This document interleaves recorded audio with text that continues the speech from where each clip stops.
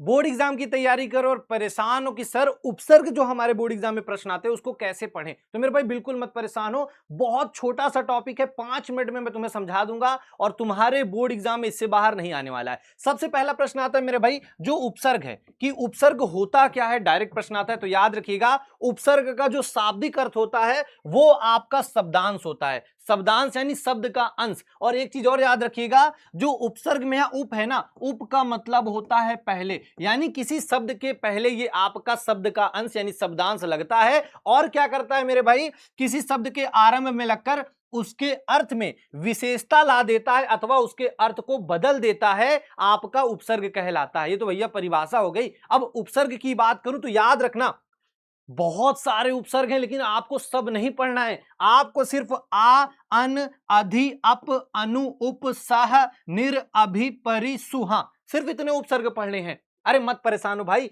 मैं और तुम्हारे लिए इसको आसान कर दूं। ये देखो ले ले ले ले ले, यहां पे देखो जितने उपसर्ग आते हैं और मैंने जितने उदाहरण लिए हैं इसके बाहर पेपर में नहीं आएगा। जैसे मेरे भाई अब अधि उपसर्ग है, अब जैसे यहां पे अधिक है, आपको पता चल गया उपसर्ग शब्द के पहले लगता है, तो यहां पे देखो इसको अलग कर देंगे, यानी ठीक है अधि यहां पे अलग कर दिए तो इसमें आपका अधि उपसर्ग हो गया। अब सबसे इंपॉर्टेंट है आपका अध्यादेश और आपका अध्यापक। यहां पे आप कंफ्यूजन हो जाते हैं, यहां पे आप बहुत कंफ्यूज होते हो, तो याद रखना जैसे यहां पे आपका अध्यादेश है यानी आ के बाद आपको धा दिख रहा है, तो याद रखना इसमें उपसर्ग क्या होगा, अधि होगा।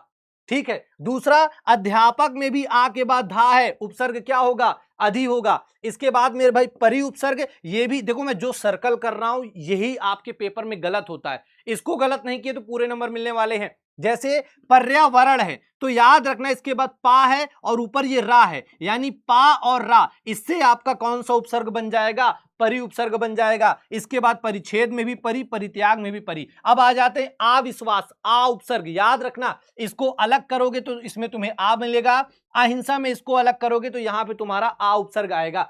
इसके बाद अनाथ में भी सेम अलग करोगे तो यानी क्या हो गया तुम्हारा आ उपसर्ग। इसके बाद मेरे भाई याद रखना जैसे अनादि है, अब इसमें अन उपसर्ग है, अन का मतलब ना के नीचे हल्का सा डैश, ठीक है। अब अनुपस्थित है तो याद रखना, ये भी ध्यान रखना, स्टार बना लो, इसमें भी तुम्हारा क्या है, अन उपसर्ग है। इसके बाद मेरे भाई अनभिग में भी क्या है, तुम्हारा अन उपसर्ग है। अब देखो अपकार आसान है, अलग कर दो, अप उपसर्ग आ गया, अपवाद में अप उपसर्ग आ गया, अपकीर्ति में अप। अनुकरण है, याद रखना अनु उपसर्ग भी पेपर में आता है, तो अनु और अनुरूप में भी अनु, अनुचर में आपका अनुपसर्ग हो गया। इसके बाद उपवन में उप उपसर्ग, उपकार में उप, उपदेश में उप, सहमति में सह, सहचर में सह और सह गायन में आपका सह। जो सबसे कंफ्यूजिंग है, सबसे ज्यादा आपको ध्यान देना है, आपको परि उपसर्ग, अधि उपसर्ग, ठीक है, और आपका अनुपसर्ग, बाकी सब बहुत आसान से हैं। अभी इसके प्रश्न भी कराऊंगा, बिल्कुल परेशान मत होना।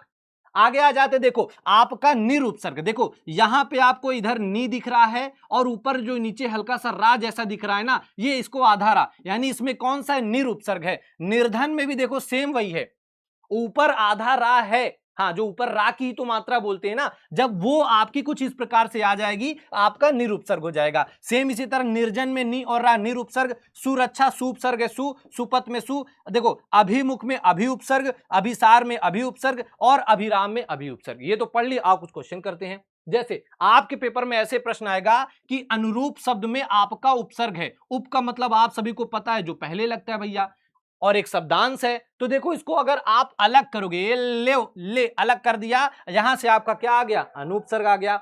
अगला मेरे भाई देखो यहां पे निर्दय है, इसमें उपसर्ग पूछा है, तो मैंने अभी आपको बताया कि पहला वाला शब्द जो है वो क्या है, नी। अब ये वाला जो रा है यानी आपका कौन सा उपसर्ग बन जाएगा, आपका निरुपसर्ग बन जाएगा। अगला मेरे भाई, अब इसका देखो यार, इसका जवाब तुम लोग क्या करना, इसका जवाब तुम लोग कमेंट में देना, बहुत आसान सा है एकदम, बउआ सा है, हलुआ सा है, ललुआ सा है। अब देखो आगमन है, इसमें कौन सा उपसर्ग का प्रयोग हुआ है, ये भी देखो यार आसान सा है, इसका भी तुम लोग जवाब क्या करना, कमेंट करके देना। आगे आ जाते मेरे भाई आपका, हाँ अभ्यागत में उपसर्ग कौन सा है, ये बहुत इंपॉर्टेंट प्रश्न है। अब जैसे यहां पे देखो शुरुआत के शब्द में आपको क्या दिख रहा है, आपको आ दिख रहा है और भा दिख रहा है, ठीक है, यानी आ के बाद ना नहीं है, आ के बाद पी नहीं है, आ के बाद औ नहीं है, और आपको पता है आपके सिलेबस में क्या है, अभी उपसर्ग है। अब जो जो प्रश्न मैंने बोला उसको कमेंट करके तुम पहले बता देना भैया उसका जवाब। दूसरा मेरे भाई, चैनल पे पहली बार है, चैनल को सब्सक्राइब कर लेना, वीडियो को लाइक कर लेना है और बोर्ड एग्जाम की तैयारी करने वाले सभी दोस्तों को शेयर कर देना और इसकी प्रैक्टिस करके जाना। और इसकी तरह बहुत सारे टॉपिक, बहुत सारे वीडियो आपको इसी चैनल पे मिल जाएंगे, तो उनको भी देख लेना। बाकी बोर्ड एग्जाम के लिए आप सभी को बेस्ट ऑफ लक।